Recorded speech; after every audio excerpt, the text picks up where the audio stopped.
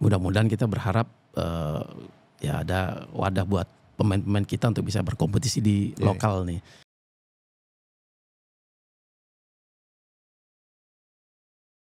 Assalamualaikum warahmatullahi wabarakatuh. Salam sejahtera bagi kita semua. Saya Ferry Kodrat kembali menemani sahabat bicara bola. Sahabat bicara bola pasti kangen sama saya ya. Biasanya Mas Alfonsius Kelvan. Oke.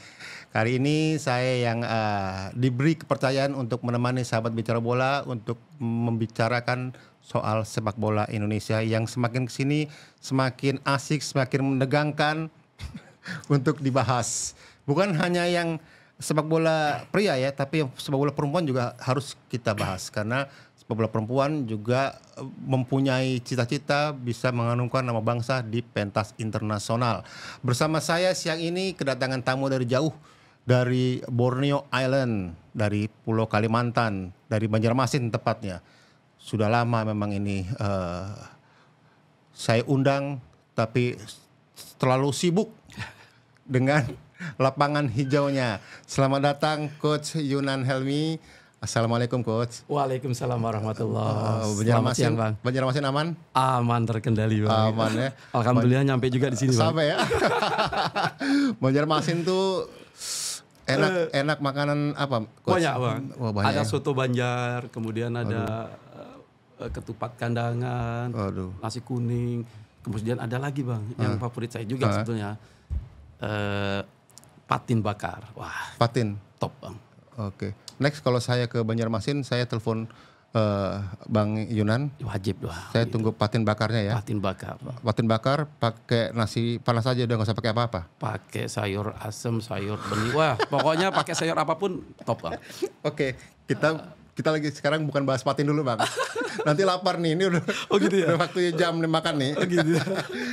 Oke, terakhir Bang Yunan ini adalah asisten pelatih dari Coach Joko Susilo ya di timnas senior putri. Ya. Coach Joko Susilo sendiri menggantikan posisi Satoru Mochizuki yang kemarin bebas tugaskan sebagai pelatih kepala oleh PSSI, digantikan oleh Coach Joko Susilo, sementara Coach Mochi sendiri sekarang sebagai direktur teknik ya. Betul. Menurut saya sekarang make sense lah. Memang ilmunya Coach Mochi ini memang di sana. Ya memang sebagai pemantau grassroots pemain-pemain buat sepak bola putri ya, pemain-pemain putri. Betul. Ya semoga dengan keputusan yang diambil oleh PSSI bisa memberikan masa depan yang baik buat timnas putri ya.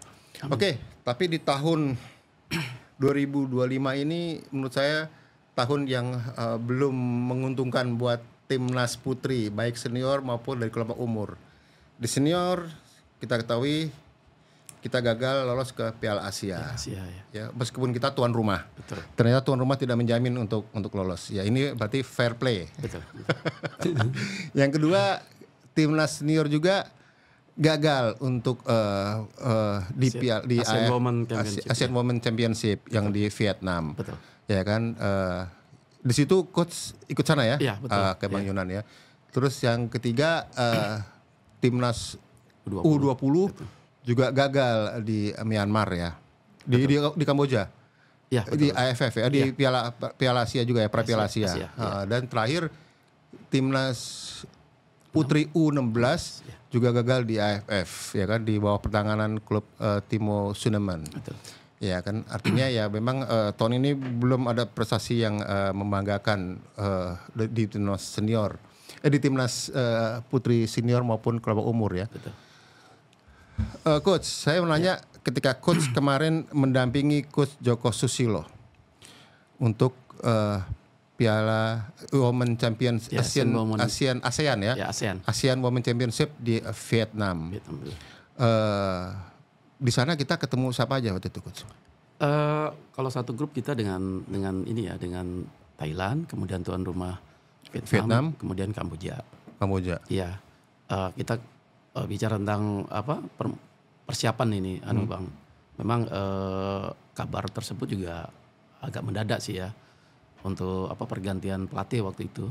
kalau saya lihat ya pergantian dari Coach Mochi ke Coach Joko Susilo. Kemudian saya juga diminta untuk membantu beliau Coach Joko Susilo untuk menangani atau melakukan persiapan untuk timnas. Kalau dihitung itu sih sekitar 12 hari lah Bang.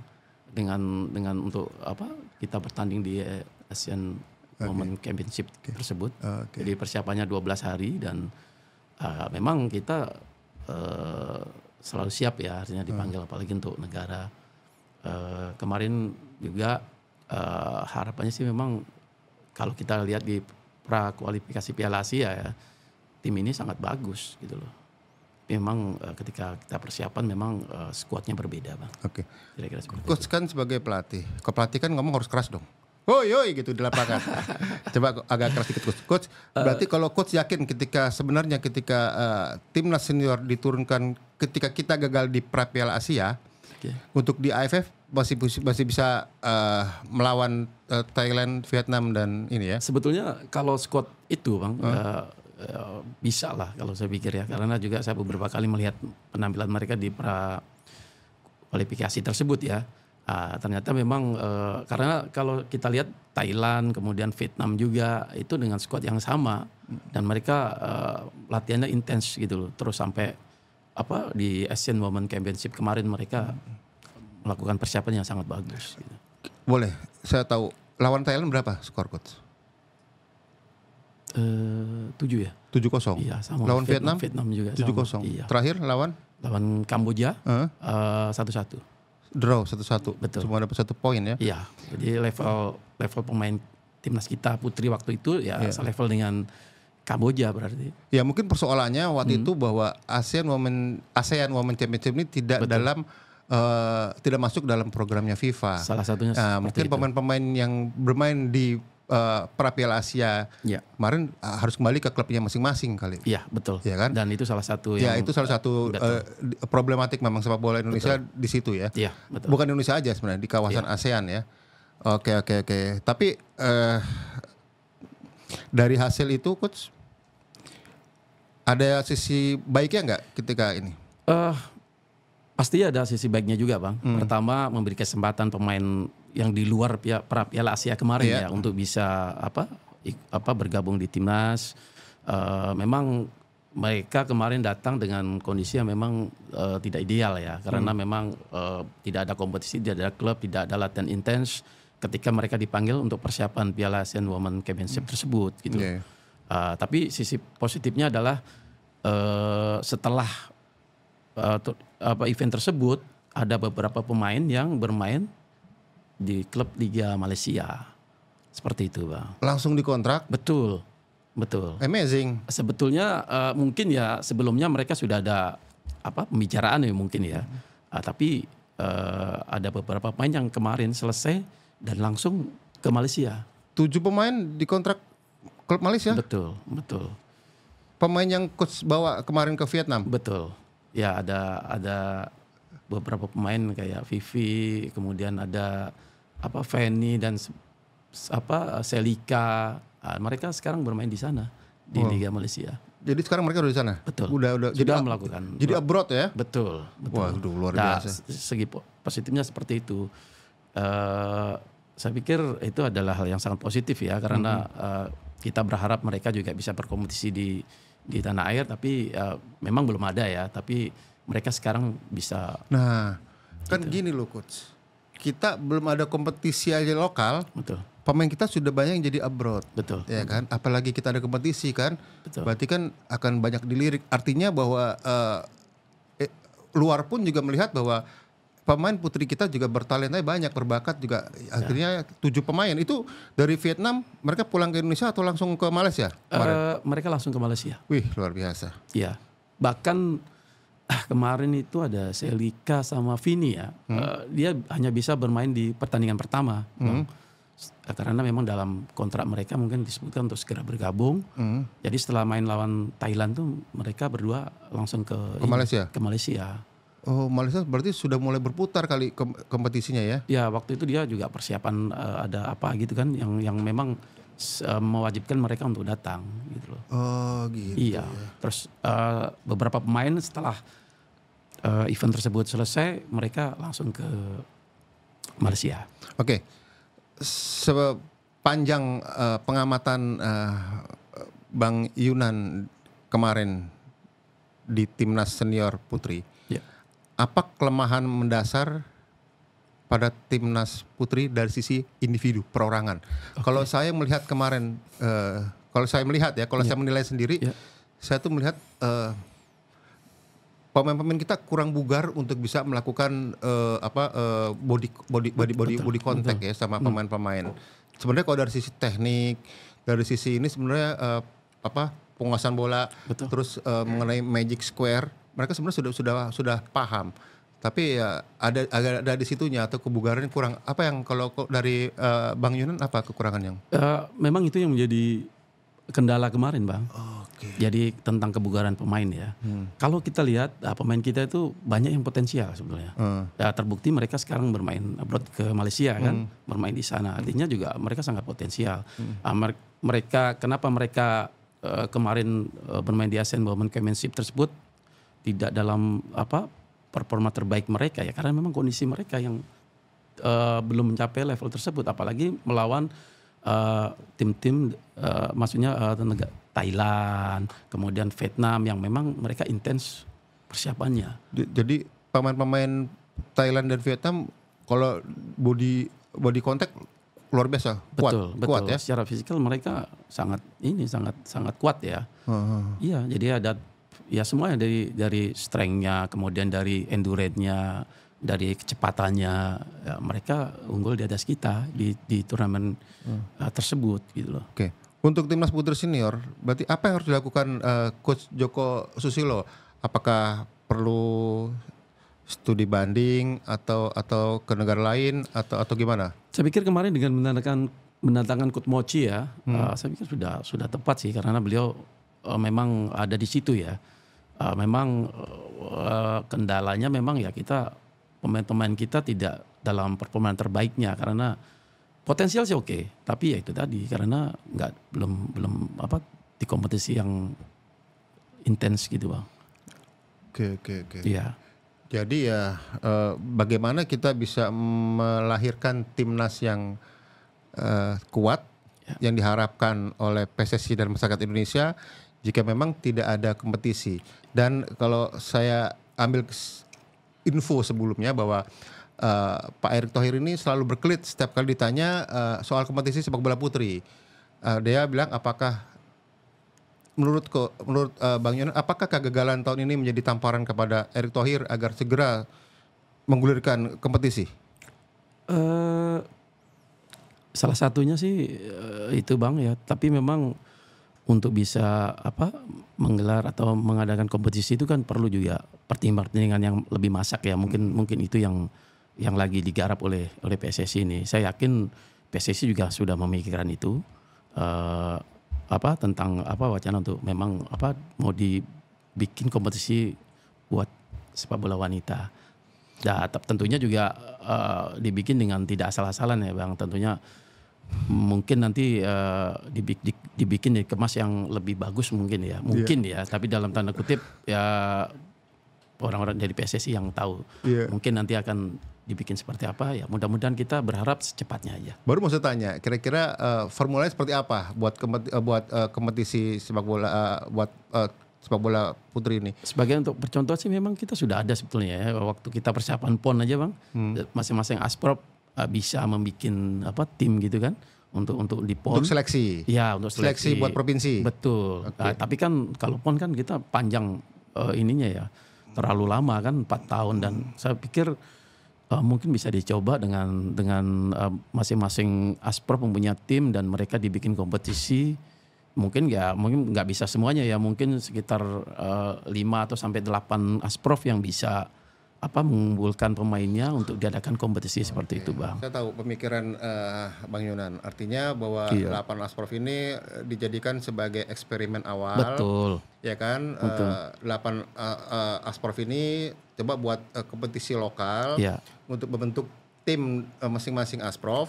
Nanti dari 8 itu dibikin kompetisi yang dibikin kompetisi sendiri. Jadi di bawahnya ada Betul. Kayak inilah kayak Persija kan. Betul. Atau zaman perserikatan dulu berarti. Dulu betul seperti itu. Kan? Iya. Oh, jadi dibikin seperti itu tapi berkesinambungan. Betul. Kan kalau di Putri kan memang kayak klub-klubnya hampir tidak ada ya di daerah-daerah ya, juga jarang ya. Ya mungkin dibikin kayak seleksi terbuka di masing-masing daerah. Setelah itu dibikin tim terbaiknya untuk masing-masing asprof dibikinlah. Tapi memang kan semua butuh biaya Bang, dan itu juga perlu dipikirkan masa-masa. Kalau biaya Erick Thohir bisa lah. Iya kan? Ya maksud dia bisa datangkan pemain diaspora banyak kan? Ya kan itu kan juga biaya kan semuanya. Semoga PSSI sekarang lagi bisa memikirkan itu. Kita berharap sih mudah-mudahan seperti itu Bang, dan mudah-mudahan apa yang sudah direncanakan oleh PSSI ya kita akan support, dan mudah-mudahan juga cepat bisa terwujud. Ya gini Bang Yunan, saya bisa merasakan apa yang dirasakan oleh para pemain sepak bola putri ya sekarang ya. Mereka kayak menunggu Godot. Betul.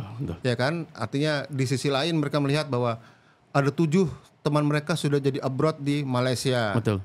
Ya kan, wah, terus saya kapan nih kesempatannya nih kan gitu kan. Betul. Kalau saya tidak bermain di tim nasional, gimana bisa negara lain bisa melihat saya?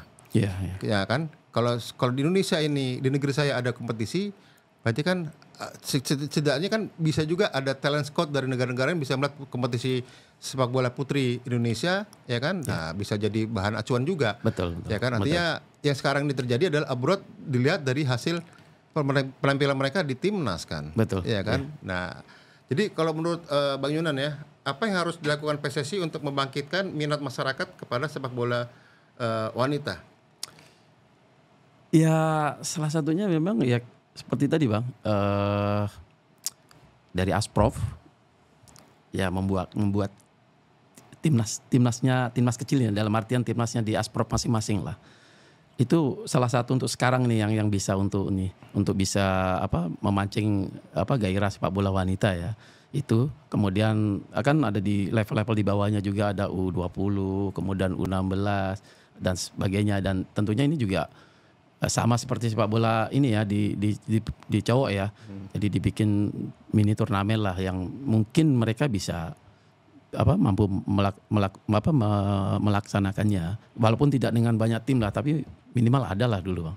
Itu akan memancing untuk ini ya. Apa di PSSI sendiri dan Asprof butuh figur seorang perempuan yang untuk menyulut agar sepak bola perempuan ini juga bisa dibangkitkan gitu loh. Bisa juga kan kalau laki-laki semua kan dia hanya berpikir laki-laki aja nih. Kalau mungkin kalau ada perempuannya kan kita bukan masalah gender ya. Artinya bahwa sekarang gantian dong, masa laki terus nih. Ya gue harus mikirin perempuan. Nah, mungkin apa di PSSI atau di Asprof juga harus ada pengurus perempuan yang memang dia bisa berpikiran visioner ke depan, bahwa gue harus bisa bentuk tim sepak bola perempuan di Surabaya atau di Jawa Timur, di Jawa Tengah, segala macam. Kira-kira mungkin bisa juga seperti itu Bang. Atau juga dengan seperti ini Bang, kita tahu Coach Mochi punya kemampuan ya, punya ilmu untuk bisa mengembangkan sepak bola wanita kita ini. Coach Mochi dengan timnya mungkin bisa turun ke bawah ini, maksudnya ke Asprof memberikan penyuluhan, kemudian memberikan rencana ke depannya seperti apa. Nah, di situ saya pikir bisa nantinya untuk bisa membangkitkan semangat dari Asprof tersebut untuk bisa membuat tim tersebut. Iya, yang saya tahu sih katanya sih tahun 2027 kompetisi sepak bola akan dimulai, ya kan. Nah, berarti saat ini Coach Mochi sedang membuat formula mungkin barangkali formula ya. Ya kita nggak tahu formula seperti apa yang mau diterapkan oleh Coach Mochi. Yang jelas bahwa Abang sependapat sama saya nggak bahwa kita tidak mungkin punya timnas yang tangguh kalau tidak ada kompetisi. Tapi sebelum kita ngopi dulu sebentar Bang.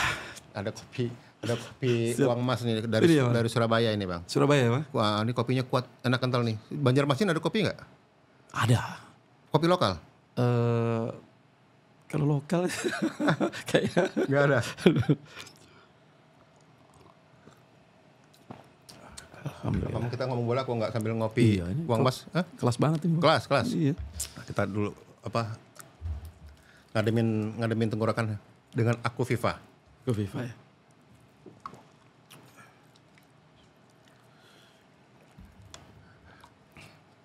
Jadi saya berpikir bahwa masih ada angin segar berhembus di tengah gurun pasir. Ini mengibaratkan bahwa di tengah-tengah keprihatinan kita terhadap prestasi timnas putri, ternyata masih ada juga pemain-pemain kita yang jadi abroad di luar. Ini menurut saya sesuatu yang sangat membanggakan, dan ini yang harus dijadikan sebagai titik balik, titik awal PSSI harus benar-benar konsen terhadap sepak bola perempuan. Soalnya udah banyak yang teriak, sudah banyak tamu-tamu di Bicara Bola ini kan kita ngundang sejumlah pemain-pemain timnas sepak bola putri dari senior sama yang dari kelompok umur. Ya mereka semuanya memang sekarang posisinya menunggu, ya kan, mau sampai kapan kan, itu loh yang lagi ini. Nah, menurut Bang gimana Bang? Ya bener Bang, jadi mudah-mudahan kita berharap ya ada wadah buat pemain-pemain kita untuk bisa berkompetisi di lokal nih, di tempat kita. Karena nggak semua pemain bisa punya kesempatan untuk bisa abroad ke luar kan. Ya, sekarang ada 6-7 pemain yang bermain di Malaysia, tentunya juga pemain yang lain juga sebenarnya banyak yang potensial di tempat kita. Nah, tapi kan kesempatan untuk kesananya ini yang masih belum. Ya, dengan nanti adanya kompetisi tersebut berharap mereka juga mempunyai wadah untuk bisa berprestasi seperti itu. Iyalah, artinya sekarang ini prestasi Indonesia dengan dua raksasa ASEAN ya. Thailand dan Vietnam, ibarat bumi masih di bumi dan langit kan. Betul. Artinya sementara mereka pasti sudah punya kompetisi lokal nih. Kompetisi dalam negeri pasti mereka sudah punya kan. Ya, jadi Vietnam, Thailand, kemudian negara-negara kayak Malaysia juga mempunyai kompetisi lokal untuk sepak bola wanita mereka, dan tentunya itu membuat lebih mudah lah untuk bisa mempunyai timnas yang kuat di sepak bola wanita. Jadi yang jelas bahwa timnas bahwa sepak bola putri sangat membutuhkan kompetisi. Betul. Oke. Jadi sahabat Bicara Bola, ringkasan intisari dari pembicaraan saya dengan Coach Yunan Helmi adalah kompetisi sangat penting untuk menggapai prestasi, bukan hanya di sepak bola pria tapi juga di sepak bola wanita. Semoga obrolan kita bisa memberikan manfaat bagi semua pihak, khususnya bagi PSSI untuk segera bangkit memperhatikan fokus pada sepak bola putri. Terima kasih Bang Yunan atas kehadirannya. Terima kasih banyak ya Bang. Sehat-sehat selalu Bang. Sama-sama. Alhamdulillah ya Allah.